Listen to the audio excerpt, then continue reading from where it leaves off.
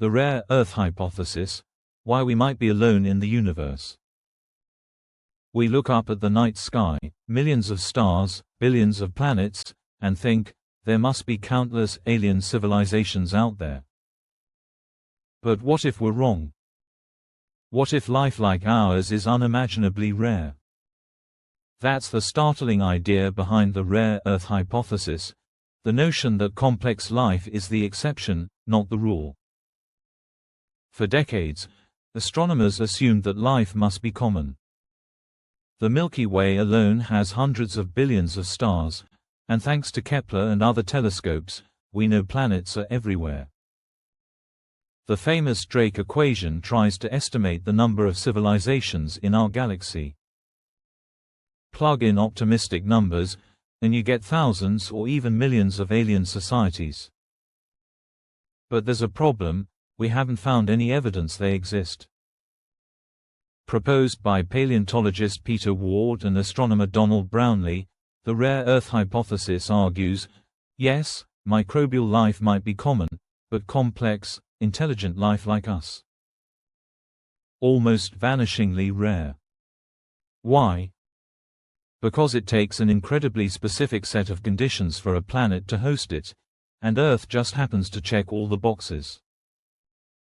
Here's what makes Earth special: right kind of star, stable, long-lived, and not too hot or cold. Right distance, in the Goldilocks zone, where liquid water can exist. Planetary size, big enough to hold an atmosphere, but not so big it crushes life with gravity. Plate tectonics, recycling carbon and regulating climate over billions of years. Large moon, stabilizing Earth's tilt, preventing extreme climate swings.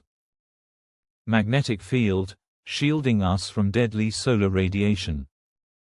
Gas giant guardians, Jupiter and Saturn deflecting asteroids and comets. Galactic neighborhood, in a quiet region of the Milky Way, far from deadly supernovae. Each of these is rare on its own. All of them together? Astronomically unlikely. Earth's history includes mass extinctions, giant asteroid impacts, volcanic winters, ice ages. Each reset the evolutionary clock, but also cleared the way for new forms of life.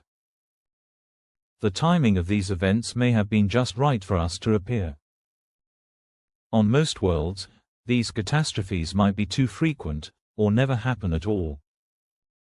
Ward and Brownlee suggest the universe may be teeming with bacteria, algae, or slime molds, but almost completely empty of civilizations building telescopes and rockets.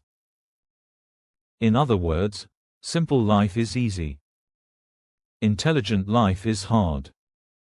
If the rare Earth hypothesis is correct, it reshapes our search for life. It means SETI might scan the skies for decades without hearing a single signal. It also means that humanity, fragile, flawed, and still young, might be the only chance for the universe to know itself. So the next time you look at Earth from space, remember, we might be living on the rarest gem in the cosmos. A planet where the odds stack perfectly to produce you, me, and every living thing we know.